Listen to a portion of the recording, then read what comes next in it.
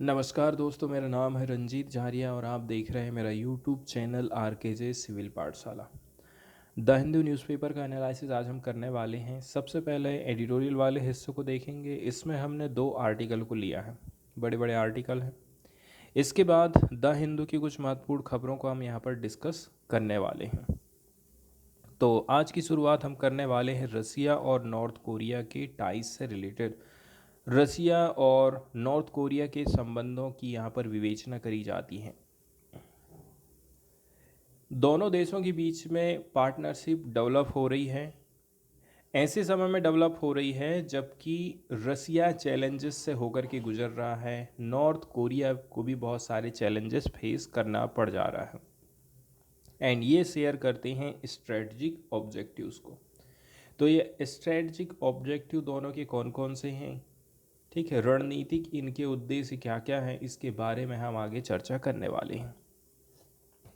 आज के समय में देखा जाए नॉर्थ कोरिया क्विक तरीके से अपने टाइज को डीप कर रहा है रसिया के साथ में, अपने संबंधों को और भी ज़्यादा मजबूत करते जा रहा है रसिया के साथ में।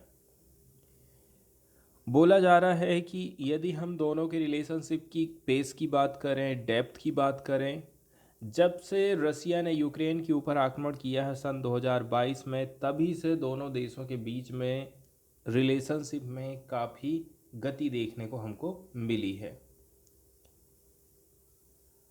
इसका उदाहरण आप यहाँ पर देख सकते हैं कि दोनों देशों के डेलीगेशन आना जाना कर रहे हैं। मतलब कुल मिलाकर के कुछ ना कुछ डील हो रही है, आना जाना हो रहा है, रिश्तों को और भी ज़्यादा मजबूत किया जा रहा है यहाँ पर।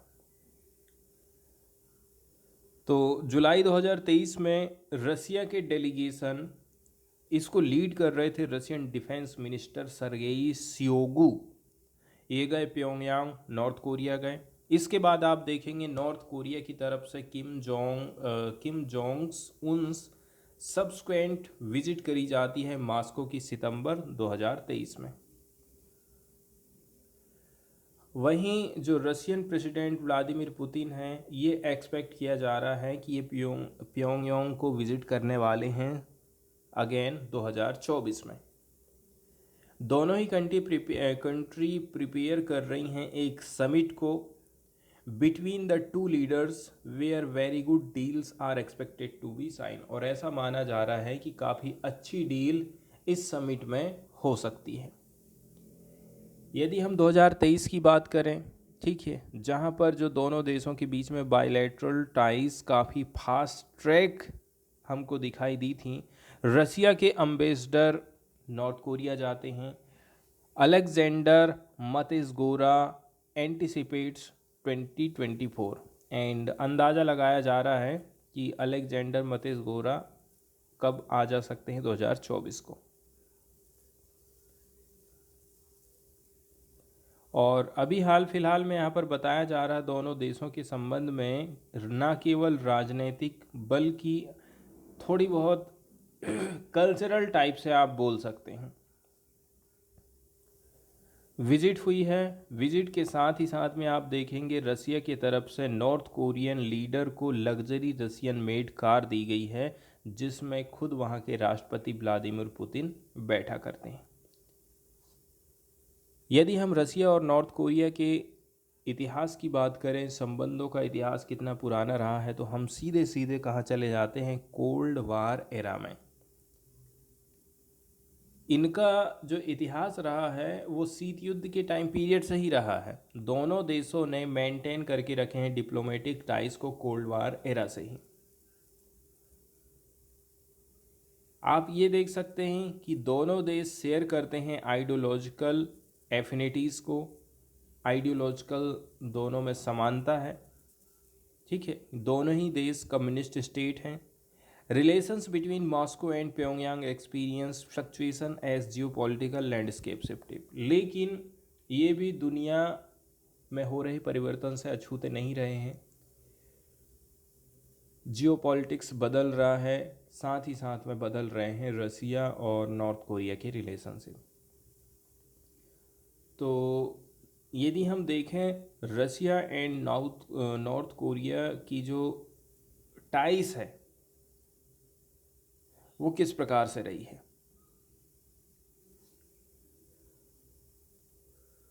दोनों ही देश डिप्लोमेटिक रिलेशनशिप बनाना चाहते हैं, इंगेजमेंट बनाना चाहते हैं, स्ट्रेटजिक कोलैबोरेशन करना है विथ प्योंगयांग इमर्जिंग एज। साथ ही साथ में आप देखेंगे नॉर्थ कोरिया आज के समय में किसी भी चीज़ में पीछे नहीं है। जैसे हथियार उसके पास अच्छे खासे हैं, म्यूनिशंस उसके पास में अच्छे खासे हैं, ठीक है। इसके अलावा जो आर्टिलरी सेल हैं और भी जो कन्वेंशनल वीपनरी सप्लायर माना जाता है, किसको, मॉस्को को ये भेज रहा था। अब हमें लग सकता है कि इतना बड़ा रसिया है, इतना इसके पास पैसा है, ये कैसे वहाँ से हथियार खरीद रहा है। तो देखिए हथियार वो यदि नहीं भी खरीदता ना, तो अपने देश में उसके पास में पर्याप्त हथियार है, लेकिन युद्ध चल रहा है तो युद्ध में हथियारों की कमी न जाए करके वो क्या काम कर रहा है, बाहर से मंगवा रहा है। कुछ सेंसिटिव एरियाज़ भी ऐसे हैं जहां पर हमें कुछ रिपोर्ट प्राप्त हुई है कि दोनों कंट्रीज़ डिस्कशन करने वाले हैं कोऑपरेशन में सेंसिटिव एरियाज़ में, लेकिन अभी तक इस चीज़ को सार्वजनिक नहीं किया गया है, लोगों के बीच में नहीं रखा गया है। स्पाइस सैटेलाइट डेवलप करने के लिए टेक्निकल सपोर्ट प्रोवाइड किया गया है रसिया की तरफ से। मिस्टर पुतिन ने ऑफ़र किया है टेक्निकल सपोर्ट कि हम जो है स्पाइस सैटेलाइट आपके यहाँ पर विकसित कर सकते हैं। आगे देखा जाए तो ट्राईलैटरल नवर एक्सरसाइज कंडक्ट कराने की बात करी जाती है। दोनों देशों के बीच में बातचीत चल रही है कि कैसे करके हम ट्राईलैटरल नेवल एक्सरसाइज करा सकते हैं, और इसमें पार्टिसिपेट करेगा बीजिंग। मतलब टोटल कितनी कंट्री हो गई, एक तो नॉर्थ कोरिया है, एक बीजिंग है और एक रसिया है। तो ये लोग क्या है, अब समुद्री एक्सरसाइज कराना चाहते हैं। आगे बोला जा रहा है कि जो फर्स्ट ग्रुप ऑफ टूरिस्ट था रसिया का, फरवरी 2024 में प्योंगयांग ने वेलकम किया था first group of tourist from Russia since कोविड-19 पेंडेमिक। कोविड-19 पेंडेमिक के बाद देखा जाए तो टूरिज्म सेक्टर बहुत ज़्यादा प्रभावित हुआ है। धीरे धीरे करके लोगों ने टूरिस्ट लोगों के लिए अपनी जगहों को खोलना चालू कर दिया है। तो इसी प्रकार से बोला जा रहा है नॉर्थ कोरिया ने भी टूरिस्ट, पार्टिकुलरली देखा जाए रसिया के जो टूरिस्ट लोग हैं, इनके लिए अपने दरवाजे खोल दिए हैं। रसिया किस प्रकार से सहायता कर सकता है नॉर्थ कोरिया की। रसिया अपने आप में सेवियर समझा जाता है development in sector such as energy, transportation and even in addressing Pyongyang's chronic food shortage. Russia कितने प्रकार से सहायता कर रहा है, एनर्जी के मामले में हो, ट्रांसपोर्टेशन का मामला हो, साथ ही साथ में नॉर्थ कोरिया में जो फूड शॉर्टेज जा रहा है उसको भी फुलफिल करने का काम कौन कर रहा है, रसिया कर रहा है। और भी पीछे यदि हम देखें इंफ्रास्ट्रक्चर के प्रोजेक्ट जैसे कि Rajin Khasan railway linking Russia to North Korea's Rajin port, कहाँ कहाँ कनेक्टिविटी बढ़ाई जा रही है, रसिया से नॉर्थ कोरिया को कनेक्ट करने की बात करी जा रही है। इसके बाद हम बात करते हैं कि रसिया किस प्रकार से एनर्जी की सप्लाई देश दुनिया को करता है। रसिया एक की सप्लायर माना जाता है, ईंधन सप्लाई करता है नॉर्थ कोरिया को, and discussion have been under way to explore further cooperation in energy sector. साथ ही साथ में और भी बातचीत चल रही है कि कैसे करके हम एनर्जी सेक्टर में और सहयोग बढ़ा सकते हैं। अगस्त 2023 से बोला जा रहा है, हालांकि दोनों कंट्रीज़ ने कन्फर्म नहीं किया है इस प्रकार के कोई एग्रीमेंट को लेकर के। Moscow needs arm to sustain its invasion of Ukraine while Pyongyang is dire need of commodities and food. दोनों देशों की ज़रूरत है भाई, इसलिए ज़रूरत को पूरा करना है तो दोस्ती का हाथ बढ़ाना पड़ेगा।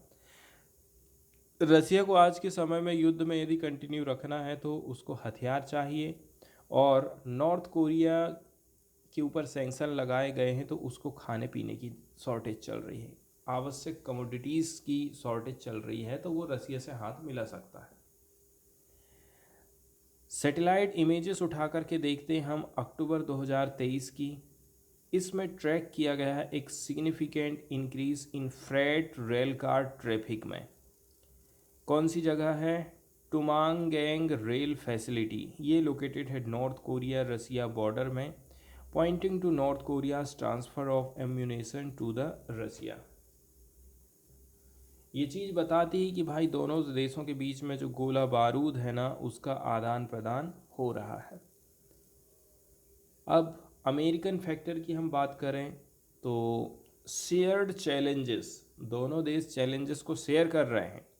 यूनाइटेड स्टेट और इसके जो एलायंस हैं, दोनों ने रसिया और नॉर्थ कोरिया के ऊपर सैंक्शन लगा के रखा है।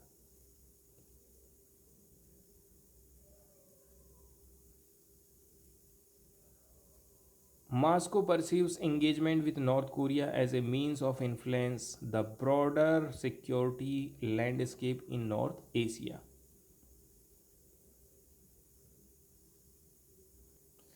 आगे राइटर का कहना है, देखिए रीजनल सिक्योरिटी आर्किटेक्चर जो हम बनाए हैं इंडिपेंडेंटली ऑफ वेस्टर्न इन्फ्लुएंस, यहाँ पर वेस्टर्न कंट्रीज़ का, यूरोपियन कंट्रीज़ का, अमेरिका का कोई भी प्रभाव नहीं होना चाहिए, उनका कोई दबाव होना नहीं चाहिए। तो कुछ जो डिप्लोमेटिक इनिशिएटिव्स हैं लिए गए हैं, उठाए गए हैं रसिया के द्वारा, often in collaboration with China. इसमें बीच में कौन घुस जाता है? चाइना घुस जाता है, या फिर चाइना दोनों देशों की मदद करता है, रसिया की मदद करता है। और यहाँ पर आपको पता चलता है कि जो रीजनल सिक्योरिटी आर्किटेक्चर है, इसमें हम थोड़ा सा बदलाव लाना चाहते हैं और इसमें वेस्टर्न कंट्रीज़ का कोई इन्फ्लुएंस नहीं होना चाहिए, ऐसा राइटर का कहना है। नॉर्थ कोरियन फॉरेन मिनिस्टर चोई सोन हुई ने ऑब्जर्व किया था अक्टूबर 2023 में कि जो पावरफुल टाइज हैं मॉस्को एंड नॉर्थ कोरिया के बीच में could potentially offset the US lead effort of a strong alliance between Washington, Tokyo and Seoul. यदि दोनों देशों के बीच में रिश्ता मजबूत होता है ना, तो रसिया के अन्य देशों के साथ में जो रिलेशनशिप रहे हैं वो प्रभावित हो सकते हैं, ऐसा राइटर का कहना है।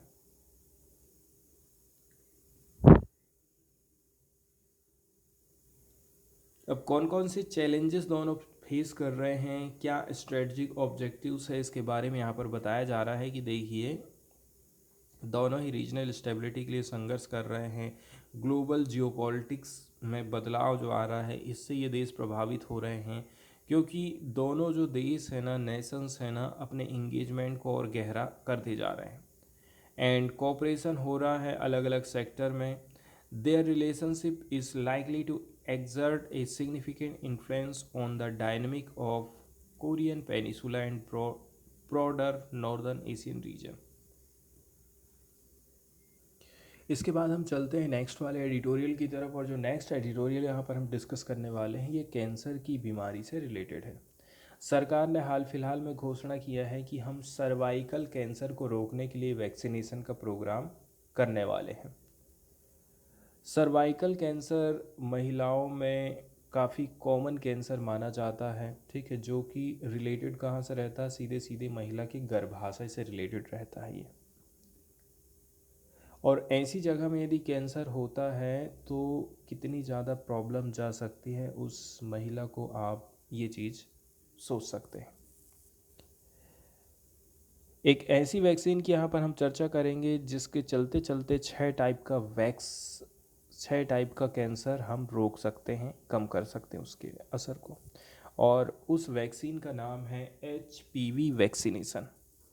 2 काम हमको करना है, लड़कियों को, महिलाओं को सबसे पहले तो वैक्सीन लगाना है, टीका लगाना है। सेकेंड नंबर पे आपको टाइम टाइम पर स्क्रीनिंग करना है फॉर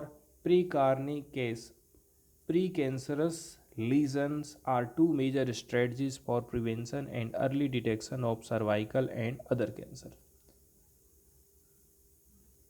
तो यदि कहीं पर आपको लक्षण दिखाई दे रहा है, कहीं पर उसके संकेत मिल जा रहे हैं बॉडी में, तो आप उसकी स्क्रीनिंग करवाइए जल्दी से जल्दी। और ये काम किसको करना चाहिए? ये काम सरकार को करना चाहिए। पहले नंबर में तो वैक्सीन लगाएगी, इसके बाद उसको कैंसर होने के पहले ही उसके लक्षणों को पता लगाना पड़ेगा। कैंसर क्या है? कैंसर हमारी बॉडी में अंदर ही अंदर क्या होता है कि हमारी जो सेल्स रहती हैं, कोशिकाएं रहती हैं, उनमें अनियमित आकार की वृद्धि चालू हो जाती है। ढेर बढ़ते बढ़ते बढ़ते बढ़ते बढ़ते एक प्रकार से अंदर ही अंदर आप ये समझ लो फोड़ा हो गया, कोई घाव हो गया है। इस प्रकार का परिवर्तन हमारी बॉडी में आना चालू हो जाता है। सर्वाइकल कैंसर अवेयरनेस मंथ के रूप में जाना जाता है कौन से महीने को? जनवरी के मंथ को।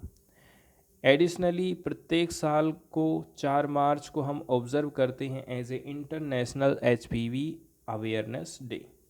HPV वैक्सीनेशन का यूज़ हम कहाँ कहाँ कर सकते हैं? यदि HPV वैक्सीन लगाए हैं तो कौन कौन से फायदे हो सकते हैं? देखिए, HPV वैक्सीनेशन के माध्यम से वुमेन के हेल्थ को हम प्रोटेक्ट कर सकते हैं। जैसे कि हम प्रोटेक्ट करते हैं सर्विक्स, जो कि lower most part of the uterus माना जाता है। फिर HPV वैक्सीनेशन के माध्यम से हम सर्वाइकल कैंसर को रोक सकते हैं, जिसके चलते चलते महिलाओं की हेल्थ पर काफ़ी बुरा असर पड़ता है। सर्वाइकल कैंसर की यदि हम बात करें, ये मोस्ट कॉमन कैंसर माना जाता है महिलाओं में world wide. Cervical cancer claims the lives of more than 3 lakh women every year. हर साल 3 लाख महिलाओं की डेथ हो रही है इस बीमारी के चलते चलते, या फिर एक लाइफ एवरी 2 मिनट में ख़त्म हो रही है सर्वाइकल कैंसर के चलते चलते। 10 में से 9 महिलाएं ऐसी हैं जो कि सर्वाइकल कैंसर के चलते चलते इनकी डेथ हो रही है लो एंड मिडल इनकम कंट्रीज़ में। इसलिए इसको रोकना बहुत ज़्यादा ज़रूरी होता है कि हर 2 मिनट में एक महिला ख़त्म हो जा रही है कैंसर की बीमारी से। इंडिया की यदि हम बात करें तो ये जो सर्वाइकल कैंसर है, ये सेकंड मोस्ट कॉमन कैंसर माना जाता है ब्रेस्ट कैंसर के बाद में। सबसे ज़्यादा कॉमन कौन है? छाती पर कैंसर हो जाता है, स्तनों में कैंसर हो जाता है, एंड सेकंड नंबर पे आ गया है अपना ये वाला। कंट्री के पॉपुलेशन के साइज से यदि हम देखें तो लगभग 500 मिलियन वुमेन जिनकी उम्र 15 है, ये रिस्क में चल रही हैं सर्वाइकल कैंसर के।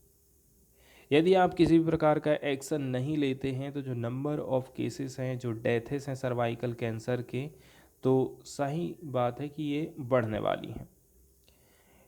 करंट पॉपुलेशन ग्रोथ रेट के हिसाब से यदि हम देखें तो जो number of new cases of cervical cancer हैं ऑल एजेस की यहाँ पर बात करी जा रही है, 2040 तक ये पहुँच जाएगी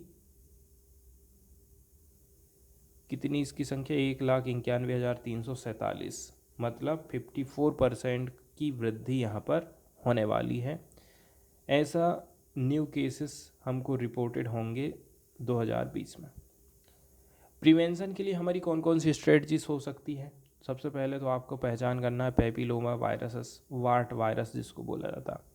1983 में जर्मन साइंटिस्ट हेराल्ड जूर हुसैन ने डिमोस्ट्रेट किया था कि जो सर्वाइकल कैंसर है ह्यूमन में, ये किसके चलते चलते हो रहा है? पैपिलोमो वायरस के चलते चलते हो रहा है।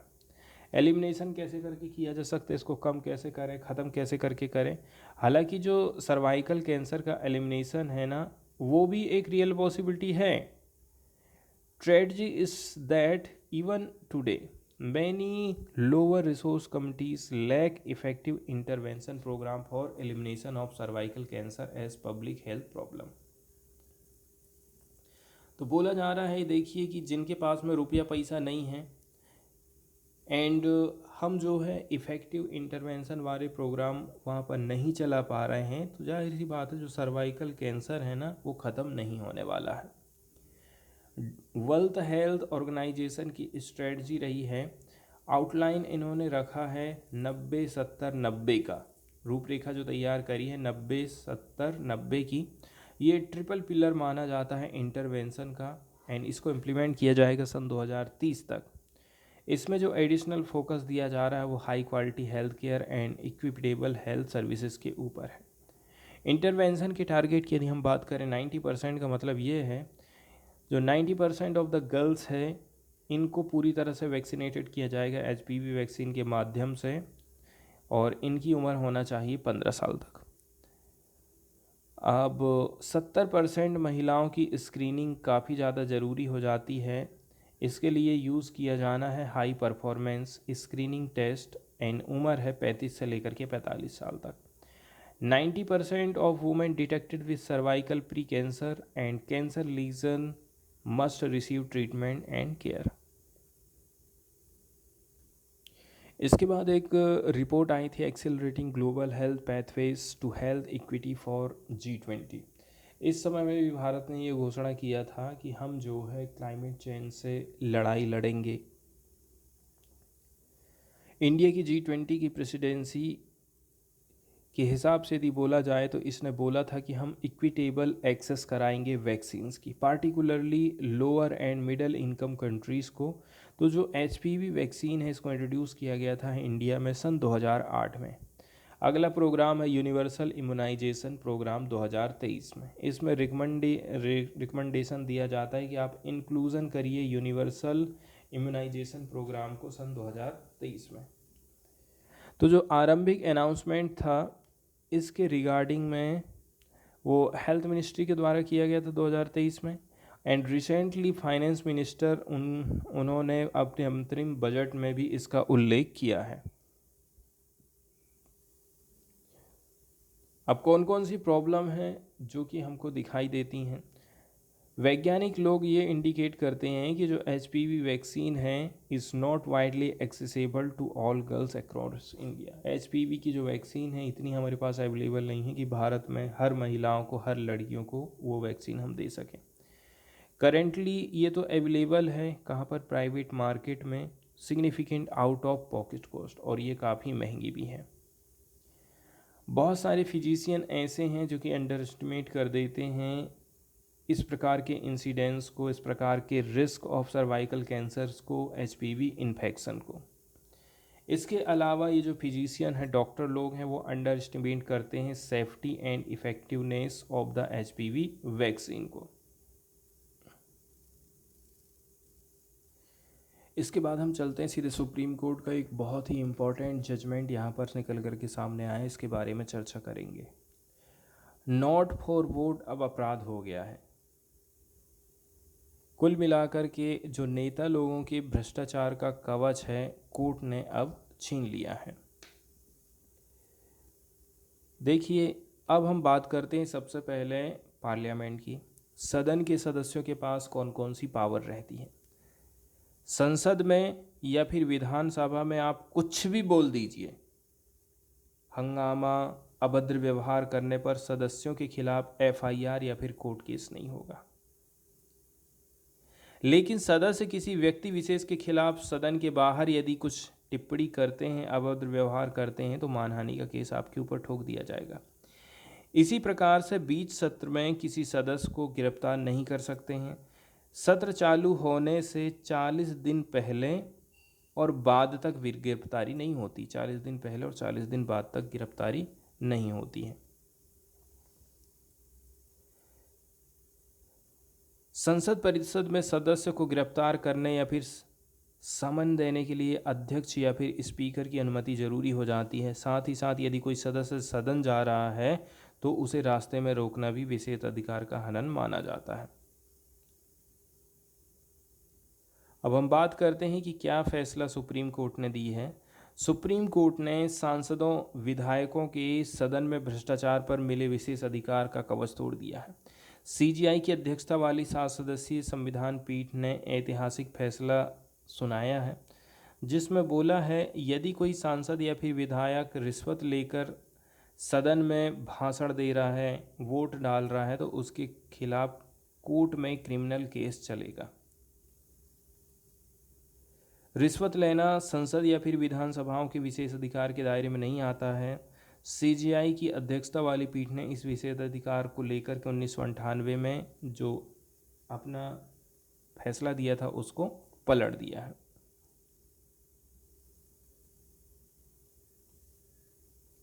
अभी हाल फिलहाल में देखा जाए ये जो जजमेंट आया है 135 पेज का ये ताज़ा फैसला है।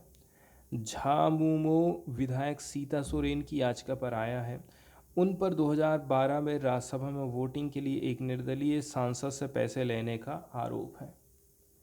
मैं वोट डाल दूंगा आपके पक्ष में, आप मुझे पैसा दो।